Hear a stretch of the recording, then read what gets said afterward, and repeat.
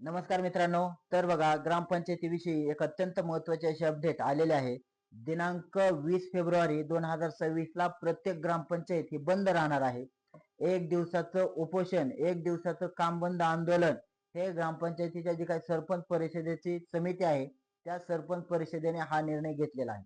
आता हा निर्णय नेमका का घेतला, किती तारखेला बंद राहणार आणि नेमक्या सरपंच परिषदेच्या मागण्या काय आहेत याविषयी आजच्या व्हिडिओमध्ये आपण सविस्तर माहिती पाहणार आहोत.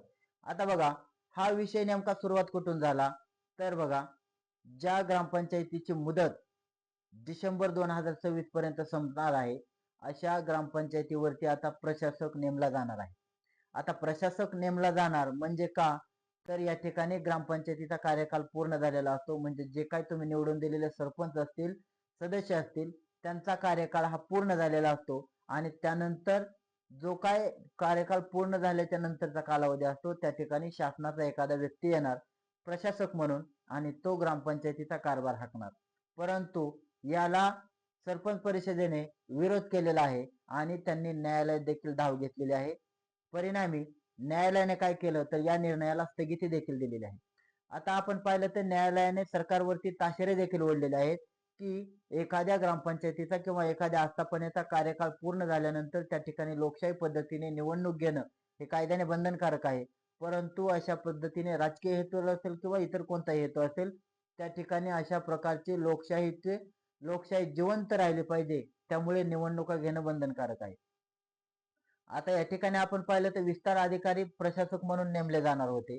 तर या ठिकाणी आपण पाहिलं तर विस्तार अधिकाऱ्यांना आधीच बरीच गावे असतात आणि त्या ठिकाणी ग्रामपंचायतीचं परत एका एका विस्तार अधिकाऱ्याकडे म्हणजे एका एका प्रशासकाकडे 5 ते 10 ग्रामपंचायतीचा कारभार दिला जातो. परिणामी काय होतं, ते शासनाच्या योजना असतील, शासनाची धोरणं असतील, याची मोठ्या प्रमाणात पायमल्ली होत असते. तसेच जो काय गावचा विकास असतो त्या विकासाला खीळ बसलेली असते आणि शासनाचा जो काय ग्राम समृद्धी अभियान त्यांनी जो काही एक कार्यक्रम हाती घेतलेला आहे त्याला देखील मोठ्या प्रमाणात खीळ बसणार आहे.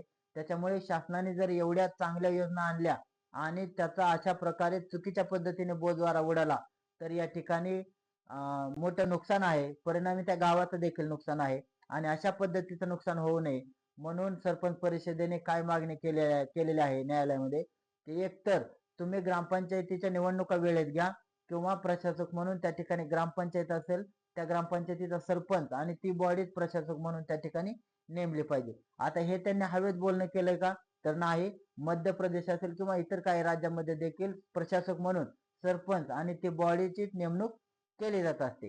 आता या ठिकाणी आपण पाहिलं तर याच्यामध्ये एक हेतू शासनाचा रास्ता आहे की या ठिकाणी निवडणुका तर घेतल्याच पाहिजे, परंतु जर म्हणजे सरपंच परिषदेचं जे काही मागणी आहे त्याशी अतिशय रास्त आहे की जर तुम्हाला सरपंच आणि बॉडीला प्रशासक म्हणून नेमायचं नसेल तर तुम्ही निवडणुका वेळेत घ्या आणि निवडणुका जर वेळेत घ्यायच्या नसतील तर त्या ठिकाणी तुम्ही जो काय सरपंच आणि बॉडी आहे त्यांना तुम्ही प्रशासक म्हणून नेमा, की जेणेकरून त्यांना सुद्धा त्या ठिकाणी व्यवस्थित काम करता येईल.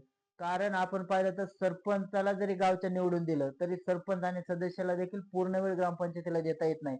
मग प्रशासक म्हणून त्या ठिकाणी तुम्ही एखादा अधिकारी नेमला तर त्या अधिकाऱ्याकडे 5 ते 20 गावं दिली तर तो अधिकारी कोणत्या गावाचं पाहणार आहे, याच्यामुळे विकासाला आडकाठी येणार आहे.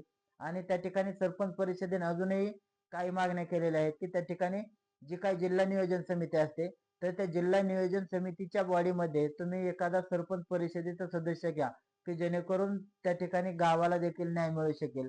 त्यानंतर ग्रामपंचायत ऑपरेटरचं जे काही मानधन आहे किंवा सरपंच आणि उपसरपंच जे काही मानधन आहे त्यांचं देखील मानधन अदा करावं आणि ऑपरेटर ग्रामपंचायत ऑपरेटरांचा कायमचा प्रश्न तोडगा काढून सोडवण्यात यावा. तर अशा प्रकारचं सरपंच परिषदेचं मागणं आहे. त्यामुळे 20 फेब्रुवारीला प्रत्येक गावातील ग्रामपंचायत ही बंद राहणार आहे, ही सर्व नागरिकांनी दखल घ्यावी. धन्यवाद.